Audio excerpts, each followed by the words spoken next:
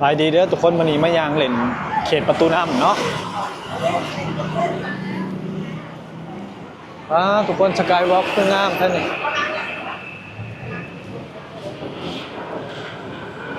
เบิ่งประเทศไทยนี่ป้า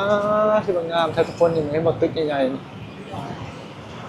เบิ่งนี่โอ้ขาวงามไปนอนนี่เนาะแล้วก็พรสิพาขึ้นยางเมืองสกายวอล์กข้างบนนี่เนาะงามคักขนาดทุกคนเด้ยบนทางสะอาดจ้าและประเทศไทย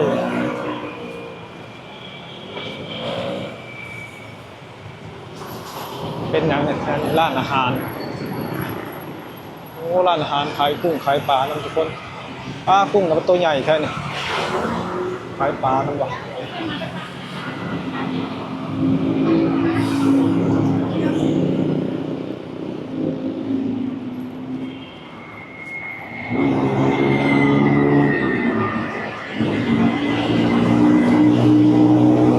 คนเดินหลายขนาดทุกคน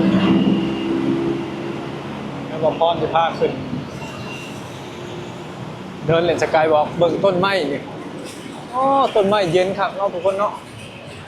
ต้นไม้ใหญ่อย่างนี้นี่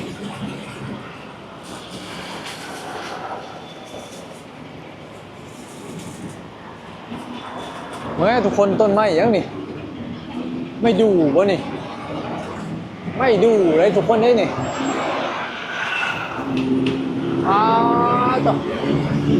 ต้นนี่เป็นราคาได้นี่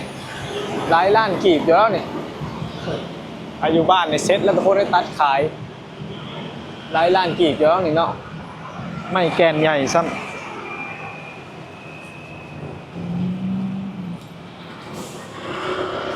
โอ้แถวนี้ก็จะมีขายลูกศรลูกสิ้นเนาะ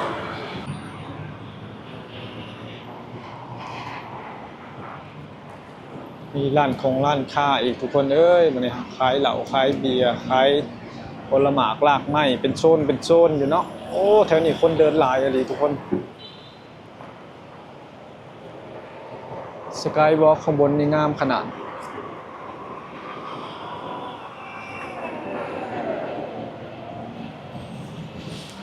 ว่าข้างหน้ามีบิ๊กซีบ่นี่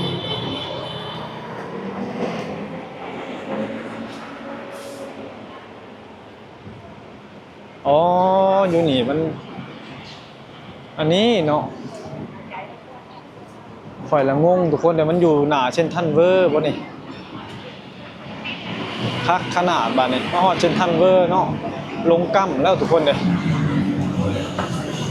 โอ้เขตบิ๊กซีบ่นี่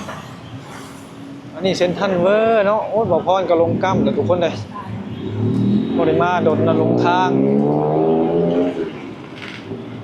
โอ้บิ๊กซีเขาตกแต่งงามขนาดทุกคนเนี่ยให้แชร์เบิ่งเลยบิ๊กซีโอ้ยบ่พรมื้อนั้นบ่น้อยพามาแถวนี้แล้วบ่พรก็จำบ่ได้เนาะเบิ่งแน่นี่ทุกคนเขาตกแต่งคักอะไรนี่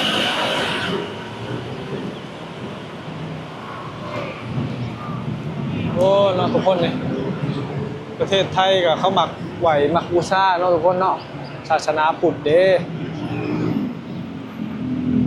มักไหวมักบูชาเนาะเบิ่งนี่เขาตกแต่งงามเลยทุกคนนี่บิ๊กซีพวกนี้บิ๊กซียังทุกคนนี่เขาเอิ้นบิ๊กซียังนี่โอ้มีคนขายขนมครับทุกคน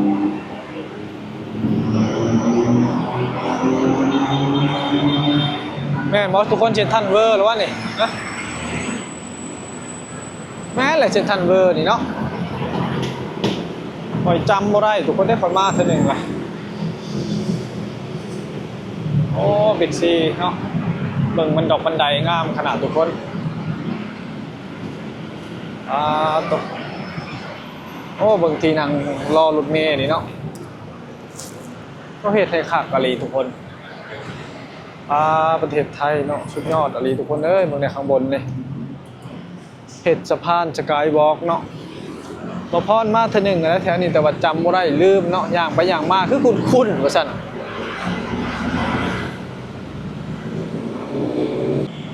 บ่พรลงทางทุกคนเลยย่างไปย่างมาบัดคือคุ้นๆคือว่าว่องเคยมาเทื่อนึงแล้วโอ้อีแท้มันเป็นบิ๊กซีทุกคนบิ๊กซีกับหน้าเซ็นทรัลเวอร์เนาะมันหันหน้าจากกัน บ่น้อยพาข่อยมาเทื่อหนึงนะแถวนี้นะพอเห็นสกายวอล์กงามๆข่อยเลยย่างมาเบิ่งที่แท้ว่าหม่องตัวเองเคยมาครั้งหนึ่งแล้วเนาะ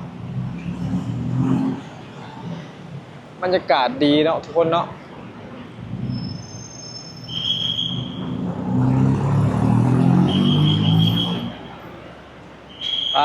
ตัวประเทศไทยเนาะหักกันดีทุกคนเบิ่งเอาเด้อพ่อแม่พี่น้องนี่ประเทศไทยเด้อนี่ความเจริญนี่เนาะว่าไงวะเพราะนั่นว่าเขมรว่าประเทศไทยนี่บ่เจริญซำเขมรว่าซั่นตัวหรือว่ามนุษย์ถ้ำบ่เป็นเขาว่ามนุษย์ถ้ำว่าประเทศไทยบ่เจริญนี่มนุษย์ถ้ำมาเบิ่งเด้อมาพรไทยเบิ่งเด้อมนุษย์ถ้ำเด้อนี่ประเทศไทยนี่เนาะสกายวอล์กบ่นี่เขาเอิ้นสกายวอล์กบ่ทุกคนเอิ้นโคนี่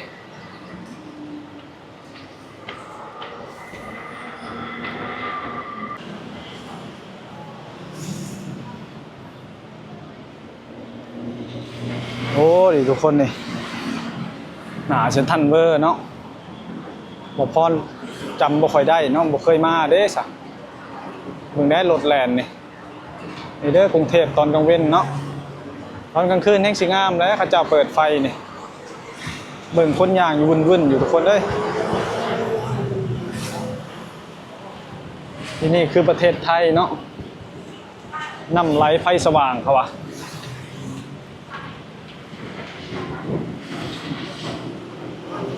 โอ้คนมีรปภเผานำได้ไหมมีรปภนางเผานำรักษาความปลอดภัยเนาะโอ้นี่ทุกคนนี่พามาเบิ่งเนาะประเทศไทยเฮากับเป็นมักกราบมักไหวเนาะทุกคน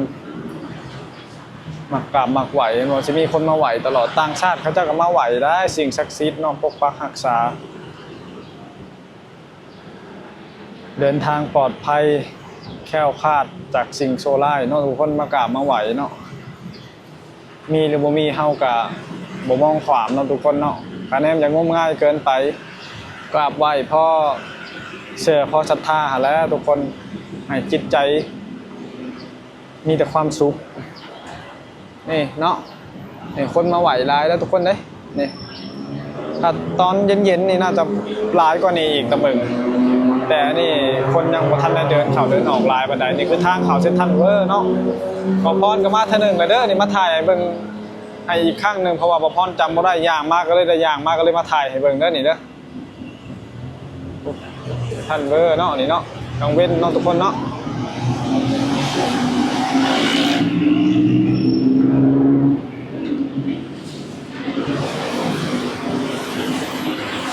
ที่นี่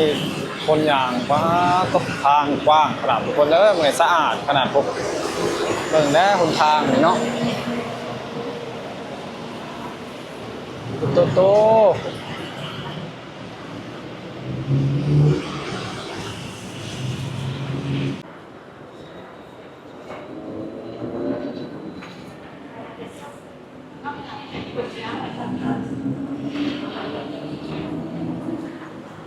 นี่เห็นบ่ทุกคนนี่ทางลงนี่เขาเจ้าสี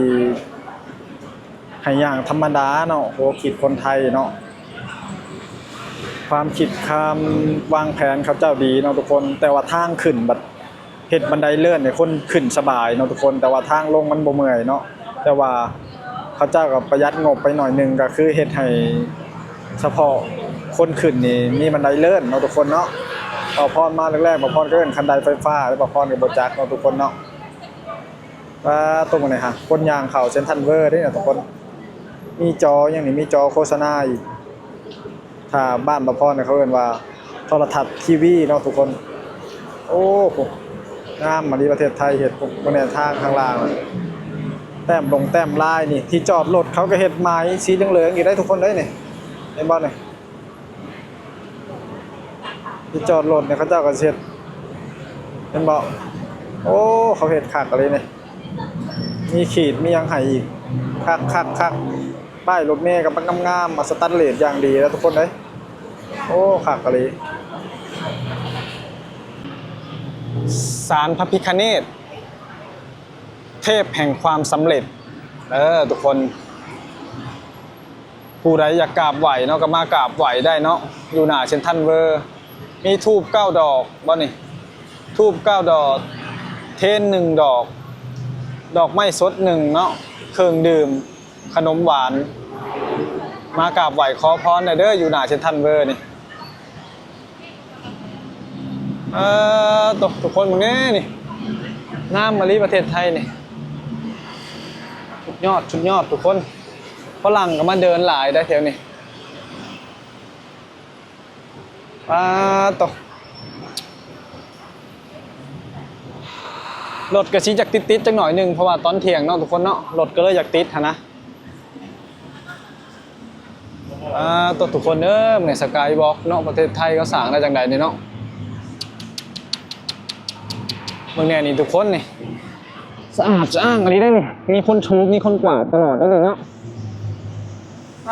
ตกผักอะไรตึกใหญ่ๆทุกคนเนี่ยประเทศไทยเป็นฉางเป็นพัฒนาประเทศอะไร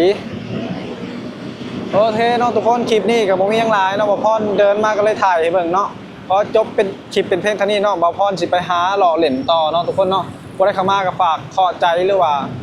ฝากกดไลค์กดแชร์ให้บ่าวพรแล้วก็ติดตามบ่าวพรเด้อทุกคน